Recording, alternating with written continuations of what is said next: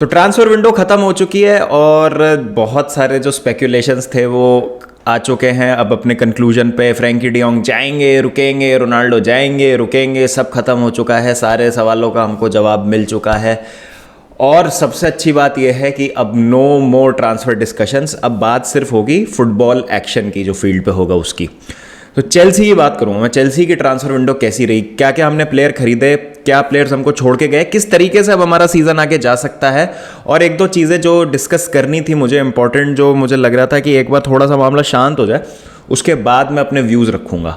तो एक बार अपन चेल्सी की ट्रांसफर विंडो पर नज़र डालते हैं कि कौन कौन से प्लेयर्स आए हैं। तो अगर मैं अराइवल्स की बात करूं यहाँ पर, तो Raheem Sterling, Koulibaly, Cucurella, Fofana, Denis Zakaria loan पे आए हैं ऑब्वियसली, ओबामियांग, स्लोनीना, चुक्वमेका, कैसिडी। तो ये हो जाती है कुछ 256 मिलियन पाउंड्स के आसपास की विंडो। इसमें आप ओबामियांग का भी और 12-13 मिलियन ऐड कर दें तो कुछ 278-280 मिलियन पाउंड के रीजन में हो जाती है ये transfer window, which is absolutely exceptional by Todd Boehly in his first season as Chelsea owner. और हम आउट गोइंग्स की बात करें तो Werner 25 million, Emerson 15 million, Lukaku 7 million की लोन फी, फिर मलंग सार 900 के, ऑलमोस्ट 1 मिलियन हो गया ये, Billy Gilmour 9 million, Alonso free, Ross Barkley terminated, Ampadu loan, Kennedy की अभी तक डिस्क्लोज नहीं हुई है ट्रांसफर फी। तो कुछ 200-250 मिलियन पाउंड्स के रीजन में रहा है चेल्सी का जो नेट स्पेंड रहा है। अब दो मेजर साइनिंग्स की मैं बात करता हूँ, बाकी सबकी तो मैंने कर ली जो हमने डेडलाइन डे पे कर ली है। सबसे पहले तो मैं डेनिस जकारिया की बात करना चाहता हूँ। डेनिस जकारिया आई थिंक एक अच्छी साइनिंग हो सकता है हमारे लिए। डिवाइडेड है फैन बेस कि भाई इंजरी प्रोन है, यूवे रिजेक्ट है और 3 साल पहले अच्छे होते थे, अब उतने अच्छे नहीं हैं। मेरा ये मानना है कि हम पहले एडसन अल्वारेस के पीछे गए, वो हमको नहीं मिल पाए। फिर हम इब्राहिम सानियार के पीछे गए, वो भी मना कर दिया पीएसवी ने कि वो आएंगे। तो प्लान सी के लिए हमको जाना पड़ा, विच वॉज डेनिस जकारिया। अब देखो आप कि मिडफील्ड में हमारी जो डेप्थ है वो बहुत ज़्यादा कम है। अगर कांटे और कोवाचिच इंजर्ड हो जाते हैं तो हमने अभी देख लिया है कि किस तरीके से हम एक्सपोज होते हैं। तो मिडफील्ड को तो एड्रेस करना हमारे लिए बहुत ज़्यादा ज़रूरी था, तो वो हमने एक हद तक कर लिया है। जकारिया एक बहुत ही ज़्यादा फिजिकल मिडफील्डर है, जैसे हम कल लाइव स्ट्रीम में डिस्कस कर रहे थे। लिमिटेड ट्रेड्स हैं उनके, आप उनसे कुछ एक्सेप्शनल नहीं एक्सपेक्ट कर सकते। लेकिन एक चीज़ ये है कि वो फिजिकलिटी लेके आते हैं। 6 फुट 3 उनकी हाइट है, बहुत ही उनका बड़ा स्टैचर है, फिजिकल है प्रीमियर लीग के लिए। अगर वो फिट रहते हैं तो सूटेड रहेंगे मेरे हिसाब से। और अगर थॉमस टूकल को इंचार्ज बनाया गया है इस ट्रांसफ़र विंडो का और उन्होंने टारगेट किया है, तो हमको होप रखनी पड़ेगी कि भाई जकारिया की जो साइनिंग है वो हमारे लिए अच्छी हो सकती है। मतलब ऑब्वियसली लोग जो है बहुत ज़्यादा स्केप्टिकल है साइनिंग्स को लेके, और जिस तरीके का हमने बिजनेस किया है बहुत ज़्यादा खुश नहीं है, क्योंकि अभी भी कोई क्रिएटिव मिडफील्डर नहीं है हमारे पास और राइट विंग पे भी कोई ऐसा फ्लेयर वाला बंदा नहीं है। अभी हमारे पास जीएच है जो कि almost he was out of the club, जिनको ऑब्वियसली लास्ट मैच स्टार्ट कराया गया अगेंस्ट साउथहैम्पटन, लेकिन ऐसा लग रहा था कि उनका फ्यूचर नहीं है क्लब में। तो कुछ ऐसे प्लेयर्स हैं कुछ ऐसी पोजीशंस में जो क्लब का पार्ट नहीं बनना चाहते, वो एक चीज़ है जो एड्रेस करने की ज़रूरत है। लेकिन आई थिंक उसके अलावा हमने ठीक ठाक बिजनेस कर लिया। I think Chelsea fans should be happy with this window. तो जकारिया की ये बात हुई। अब बात करते हैं ओबामियांग की। क्या ओबामियांग वो नंबर्स प्रोड्यूस कर सकता है जो आज से 2-3 साल पहले वो करते थे? उन्होंने प्रीमियर लीग का गोल्डन बूट भी जीता हुआ है। तो जो वो आर्सेनल के लिए करते थे, क्या वो चेल्सी के लिए हम एक्सपेक्ट कर सकते हैं कि वो करे? नहीं, आई डोंट थिंक सो कि वो पॉसिबल है इस स्टेज में। बट अगर वो कर देते तो उससे बेहतर कोई बात नहीं हो सकती, because Aubameyang will have to play at his a game, क्योंकि हम गोल स्कोर नहीं कर रहे हैं। हमारी फाइनल थर्ड में जो प्रोडक्शन है वो बहुत ही बेकार है, और अगर हम प्रोड्यूस भी करते हैं, कुछ क्रिएट भी करते हैं, तो हम उसको फिनिश नहीं कर पाते। आई होप कि ओबामियांग इस प्रॉब्लम को किसी हद तक सॉल्व कर सके। थॉमस टूकल से उनकी रिलेशनशिप बहुत अच्छी है, डॉर्टमंड में उनके अंडर खेल चुके हैं। तो I think short term fix के हिसाब से 2+1 का उनको कॉन्ट्रैक्ट दिया है। मे बी नेक्स्ट विंडो में अगर हम एक स्ट्राइकर ले आए तो प्रॉपर स्ट्राइकर के बैकअप में भी ओबामियांग खेल सकते हैं। Meanwhile he can lead the line for Chelsea. Champions league football उनको मिलता है, लंदन में वो रहे हुए हैं, आर्सेनल के लिए इतने साल खेले हैं, तो बहुत ज़्यादा वाकिफ़ है प्रीमियर लीग से वैसे ही। तो उस सबको देखते हुए तो I think it's a really good signing. मैं बहुत ज़्यादा हाई एक्सपेक्टेशंस नहीं रख रहा हूँ ओबामियांग से, और नंबर 9 की भी जर्सी ले ली है, तो नंबर 9 वाला कर्ज आपको पता ही है कैसे हिट करता है चेल्सी को जब स्ट्राइकर्स की हम बात करते हैं। तो वो एक चीज़ है जो ओबामियांग को मेरे को लगता है कि एक ठीक साइनिंग बना सकती है चेल्सी के लिए, but I am not expecting him to be in the race for golden boot, या I am not expecting him कि वो अर्लिंग हालैंड जैसा हमको रिटर्न दे देंगे। आई थिंक वो हमारे लिए 10 से 15 गोल मार देंगे जो हमको चाहिए, इंपॉर्टेंट गोल्स मार सकते हैं। ही स्किलफुल, जहां हमको कुछ एक मैजिकल मोमेंट की ज़रूरत हो वो प्रोवाइड कर सकते हैं। He is very well capable of that. तो वो एक चीज़ है। अब कंसिस्टेंसी कैसी रहती है, क्या वो अडेप्ट कर पाते हैं वापस से इस नए सिस्टम में, वो देखा जाना बाकी। But I will not be keeping my hopes very high for Aubameyang. I want him to succeed, he has to succeed for Chelsea, इससे कोई ऑप्शन नहीं है हमारे पास। बट 10-15 गोल, उससे ज़्यादा मैं एक्सपेक्ट नहीं कर रहा। 20 goals in all competition, and it would be a good signing in my opinion अगर ओबामियांग ये कर देते हैं तो, क्योंकि गोल स्कोरिंग बर्डन वैसे भी जब हम अच्छा खेलते हैं तो शेयर होता है अमंगस्टर विंग बैक्स, हमारे जो बाकी के फॉरवर्ड्स होते हैं। स्टर्लिंग पे भी रहेगी रिस्पॉन्सिबिलिटी गोल स्कोर करने की। तो वो सारी चीज़ें हैं जो आई थिंक हमको मद्देनज़र रखनी चाहिए। लेकिन ओबामियांग से आप अनफेयर एक्सपेक्टेशंस ना रखें, जस्ट होप कि वो गलतियां ना करे जो हम दोहरा रहे हैं बार बार, बस दैट्स इट। अब बात करते हैं थॉमस टूकल की, और ये जो ट्रांसफर विंडो गई है एज अ होल, तो क्यों मुझे लगता है कि Thomas Tuchel is the right man to lead Chelsea, और क्यों हमको as Chelsea fan specially Thomas Tuchel पे भरोसा करना चाहिए। अब देखिए, इसके लिए हमको जाना पड़ेगा कुछ 8-9 साल पहले, जब मरीनियो की वापसी हुई थी। 2013-14 सीजन की मैं बात कर रहा हूँ। तो 2013-14 सीजन में मरीनियो वापस आते हैं दूसरी बार, और जस्ट हमने यूरोपा लीग जीता है। राफा बेनिटेज हमारे इंटरिम मैनेजर थे। रॉबर्टो डी मटेओ को एक सीज़न पहले, मतलब चैंपियंस लीग जब हम जीते थे 11-12 में, रॉबर्टो डी मटेओ इंटरिम मैनेजर थे क्योंकि आंद्रेस वियास बोआस को सैक किया था। फिर डी मटेओ को जब फुल टाइम मैनेजर बनाया गया तो उनको सैक कर दिया गया आधे सीजन में। फिर राफा बेनिटेज को इंटरिम मैनेजर बनाया गया। हम यूरोपा लीग जीतते हैं 2013 में। उसके बाद जोसे मरीनियो आते हैं रियल मैड्रिड को मैनेज करके। तो एक बहुत अच्छी सी स्टिंट से आ रहा है मरीनियो। पहले चेल्सी को मैनेज करते हैं, फिर इंटर मिलान जाते हैं, वह इंटर मिलान को ट्रेबल जिताते हैं। उसके बाद रियल मैड्रिड जाते हैं, वहां पर लीग जीतते हैं रियल मैड्रिड से, कोपा डेल रे जीतते हैं।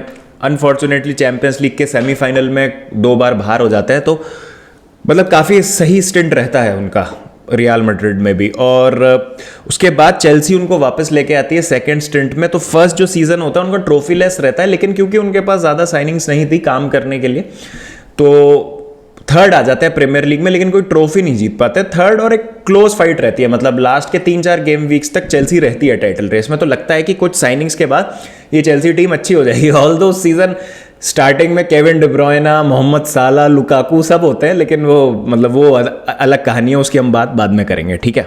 अब आते हैं नेक्स्ट सीजन।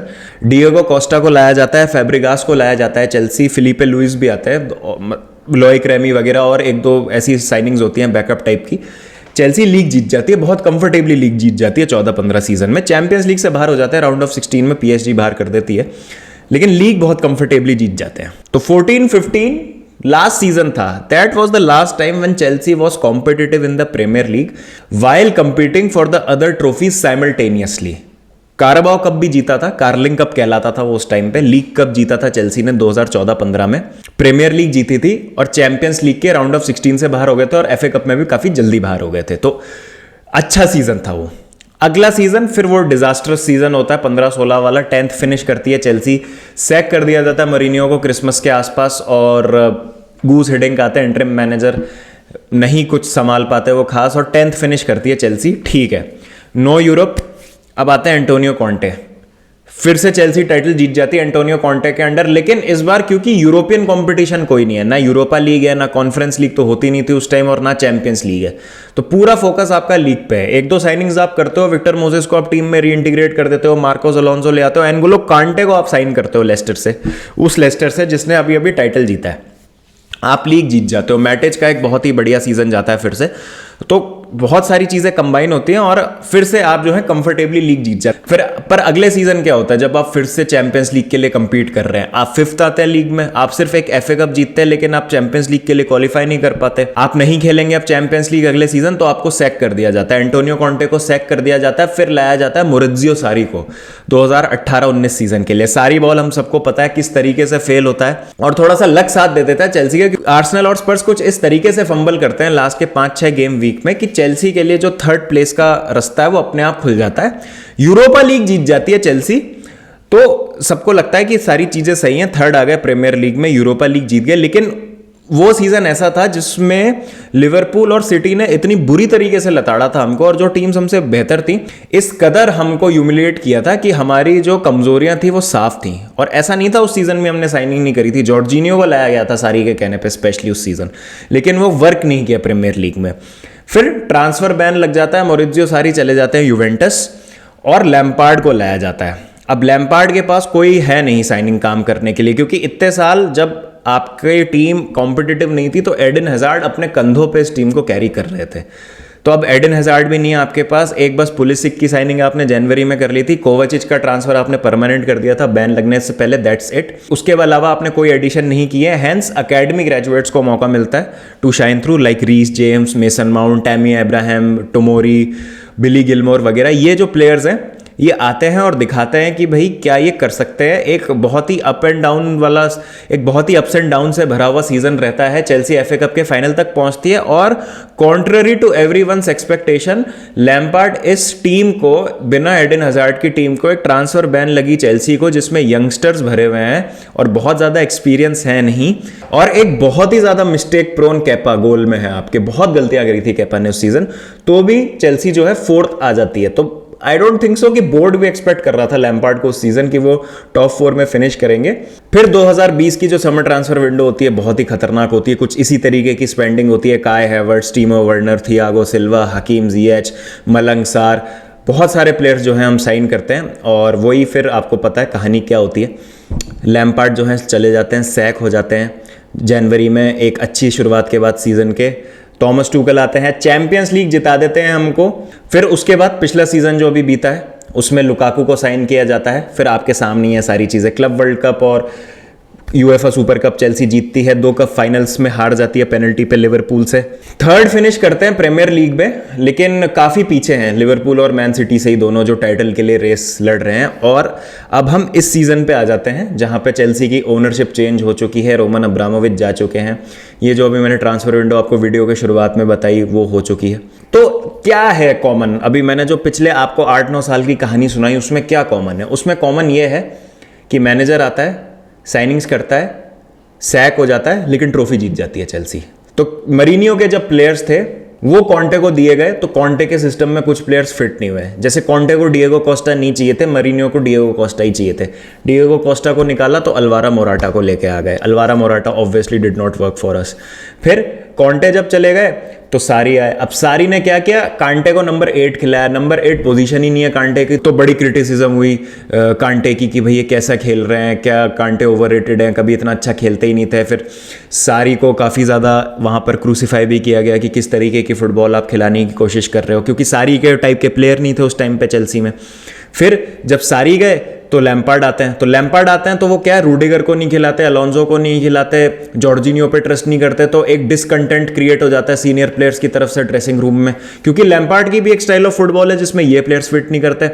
फिर जब टूकल आते हैं तो अलोंजो की जो है वो टीम से उनको बाहर कर दिया जाता है, रूडिगर अचानक एक मेन स्टे बन जाते हैं टीम का। अब बात ये है कि इतने समय से होता क्या रहा है कि बोर्ड जो है वो अपने हिसाब से साइनिंग करता, तो उनको लगता था कि हम क्या है महंगे महंगे और अच्छे अच्छे प्लेयर लेके आ जाते हैं, तो क्या होगा, मैनेजर सैक करते रहेंगे चाहे वो ट्रॉफी जीते ना जीते, लेकिन एक हमारी सक्सेस की रेट है वो बरकरार रहेगी। ठीक है, कूल, वो काम किया है, वो आपके लिए काम किया है। आप हर ऑल्टरनेट या हर ऑलमोस्ट हर सीजन आप एक ट्रॉफी जीत जाते हैं, लेकिन उससे सिर्फ क्या होता है, क्रैक्स पे पेपर लग जाता है। जो अंडरलाइंग इश्यूज होते हैं वो कभी एड्रेस ही नहीं हो पाते हैं।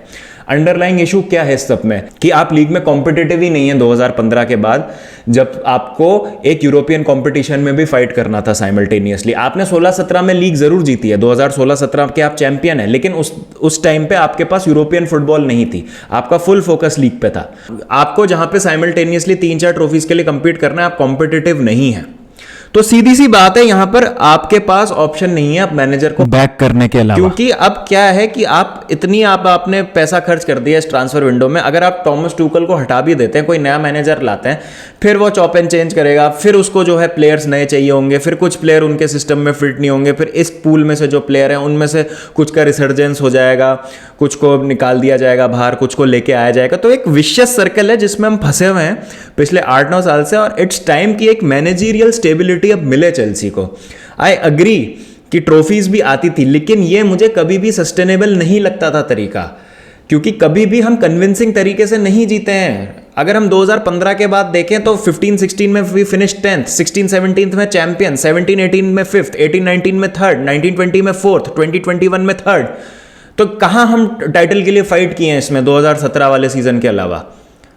तो वो वाली बात है, हम कभी टाइटल के लिए कंपीट नहीं कर सकते जब तक हमारी एक स्टेबल टीम नहीं होगी। एक लीग जीतना बहुत मुश्किल चीज होती है, क्योंकि कप कॉम्पिटिशन्स में अगर रिजल्ट आपके फेवर में चले जाते हैं, थोड़ा लक आपका साथ दे देता है, और उस दिन पे वो प्लेयर जो है चल जाता है भाई, कि एक प्लेयर चल गया तो वो आपके लिए मैच निकाल देगा। तो कप कॉम्पिटिशन्स में कुछ भी हो सकता है, मतलब ऐसी टीम जीत सकती है जिसको आप जिस पे दाव ही नहीं खेलेंगे कोई, मतलब जैसे कहते हैं ना डार्क हॉर्सेस, अंडरडॉग्स, वो उनका बहुत बेहतरीन चांस होता है जीतने का कप कंपटीशन। लेकिन लीग में आप देखेंगे, अगर प्रीमियर लीग आप देखें, लेस्टर के अलावा कोई भी ऐसी अंडरडॉग स्टोरी नहीं हुई है पिछले 20 साल में, क्योंकि उसके चांस बहुत कम होते हैं।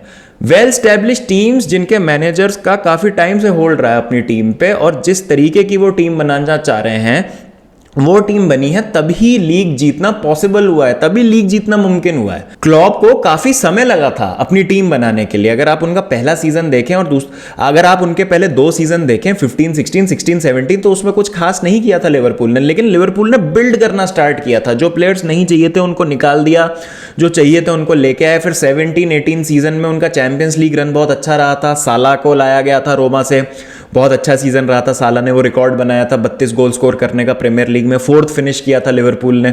फिर जनवरी में वेन डाइक को लाया गया था जब वो चैंपियंस लीग फाइनल खेले थे रियल मैड्रिड से। उसके बाद अगले सीजन एलिसन को लाए और 3-4 अच्छे प्लेयर साइन करे, तब जाके एक बढ़िया टीम बनी। फिर चैंपियंस लीग जीते, प्रीमियर लीग जीते। यही हम मैन सिटी की बात करें तो पहला सीजन पेप गार्डियोला का ट्रॉफीलेस था। एक प्लेयर हैंड पिक किया इन प्लेयर्स ने, तो टाइम लगता है। आर्टेटा को देख लीजिए, Mikel Arteta is a perfect example of all this. पहले 2 सीजन हंसी उड़ रही थी मिकेल आर्टेटा की, भाई क्या कर रहे हैं, कैसे कर रहे हैं, Arteta out. Last season 3 match के बाद -9 का गोल डिफरेंस था आर्सेनल का, और आज देख लीजिए 5 में से 5 विन है। आपको ट्रस्ट करना पड़ेगा मैनेजर को, आपको प्रोसेस को ट्रस्ट करना पड़ेगा, आपको टाइम देना पड़ेगा। हमको इस सक्सेस ने बिगाड़ दिया है, सब चेल्सी फैंस को इस सक्सेस ने बिगाड़ दिया है, रोमन अब्रामोविच ने बिगाड़ दिया था। हम में पेशेंस नहीं है, हम मैनेजर को बैक ही नहीं करना चाहते। हमको चाहिए मैनेजर निकालो नया लाओ ट्रॉफी, मैनेजर निकालो नया लाओ ट्रॉफी। ऐसे नहीं होता है, ये मॉडल नहीं है सस्टेनेबल। अगर आप थॉमस टुकल को आज निकाल भी दोगे तो नया मैनेजर किसको लाओगे? और फिर नया मैनेजर नए प्लेयर्स की डिमांड करेगा, तो ये जो इतने प्लेयर्स आपने साइन किए इनका क्या करोगे आप? तो प्लेयर साइन करें तो दिक्कत, नहीं करें तो दिक्कत। तो ये एक चीज है जो हमको समझनी पड़ेगी। और जो लोग ये कह रहे हैं कि टूकल को निकाल देना चाहिए और Tuchel is not the right man, वो इस समय लॉन्ग टर्म पिक्चर नहीं देख रहे कि ये क्या करना चाह रहा है क्लब, ये किस तरीके की साइनिंग जो हमने करी है। अगर हम चुक्वोमेका और कैसिडी को देखें तो एक लॉन्ग टर्म साइनिंग्स हैं जहां पर यंग प्लेयर्स को भी इंटीग्रेट करके प्रोजेक्ट में कुछ बड़ा बनाने की कोशिश की जा रही है। टाइम लगता है इन सब चीजों में। मैं तो कहता हूं वर्स्ट से वर्स्ट क्या हो सकता है इस सीजन कि चेल्सी यूरोपियन प्लेस में नहीं क्वालिफाई करेगी, कूल 10th आ जाएंगे, लीग में 11th आ जाएंगे और कुछ भी नहीं होगा, कोई कप नहीं जीतेंगे, कुछ भी नहीं जीतेंगे। Let it be, still back Thomas Tuchel. Troll करेंगे हमको सब लोग कि भाई तुमने 250-300 मिलियन खर्च कर दिए ट्रांसफर विंडो में 10th आने के लिए, देखो क्या बेकार क्लब है तुम्हारा, क्या तुम ना बेकार मैनेजर है। कोई दिक्कत नहीं है, टाइम लगेगा चीज़ों को ठीक होने में। अगर कोई चीज़ बनती है तो उसको थोड़ा सा पहले बिगाड़ना भी। एक नया घर आप बनाते हो, रेनोवेशन करते हो, तो पहले पुराने घर को ठंडा करते हो ना, फिर उसके बाद ही तो नया घर बनता है। तो सीधी सी बात है। तो ये थोड़ा सा तकलीफ का दौर है जिसमें हमको अपनी टीम को और अपने मैनेजर को बैक करना पड़ेगा। और एक डायरेक्टर ऑफ फुटबॉल आ जाएगा तो थोड़ी हमारी और रिक्रूटमेंट जो है वो ऑन पॉइंट हो जाएगी, तो हमको प्रायोरिटाइज करने में आसानी होगी साइनिंग। जैसे मुझे लगता है कि हमने डिफेंसिव मिडफील्डर काफ़ी लेट टारगेट किया इस विंडो में, हमको थोड़ा सा पहले जाना चाहिए था। उसके लिए तो शायद अल्वारेज हम साइन कर लेते, पर ठीक है, कोई दिक्कत नहीं है, आ जाएंगी चीज़ें विद टाइम। तो trust the manager, trust Thomas Tuchel, क्या करने की कोशिश कर रहे हैं, क्या वो चाह रहे हैं इस टीम से, कैसा वो बनाना चाह रहे हैं, क्योंकि Rome was not built in a day. ऐसे ही एक मैनेजर की जो टीम है वो भी इतनी जल्दी नहीं बनती है। तो ये चीज़ है जिसपे हमको थोड़ा सा इस समय पेशेंस रखना है चेल्सी फैंस, और टॉमस टूकल को टाइम देना पड़ेगा। तो ये मेरे को कुछ पॉइंट्स थे जो सामने रखने थे, क्योंकि मैं बहुत दिन से देख रहा हूँ कि टॉमस टूकल के Tuchel out, Tuchel out, Tuchel हटा दो, ये कर दो, वो कर दो। भाई टूकल हटाओगे तो फिर लेके किसको आओगे, और जो लेके आओगे फिर वो बोलेगा मुझे 5 साइनिंग दो, कि क्या करोगे तुम फिर? हर विंडो में 200 मिलियन खर्च करते रहोगे क्या? फिर ये जो प्लेयर्स आ गए इनका क्या करोगे? तो हैव सम पेशेंस। एग्जांपल्स आपके सामने, और थॉमस टूकल को मैं बैक करने के लिए यूं ही नहीं बोल रहा हूं। The guy has one us the champions league पिछले 2 सीजन पहले ही। पिछले सीजन इतने टर्मोइल के बाद he kept us competitive, he could have walked away, छोड़ के जा सकते थे हमको, लेकिन ही स्टक बाय अस। तो पेडिग्री है, प्रूव किया अपने आप को। टाइम दो थॉमस टूकल को, and wait for good things to happen, क्योंकि समय लगता है। Good things take time and good things happen to those who wait. बस यही मेरे को कहना है। चलिए गाइस, फिर मिलते हैं नेक्स्ट वीडियो के साथ। जब तक अपना ध्यान रखें, take care and up the चेल्स।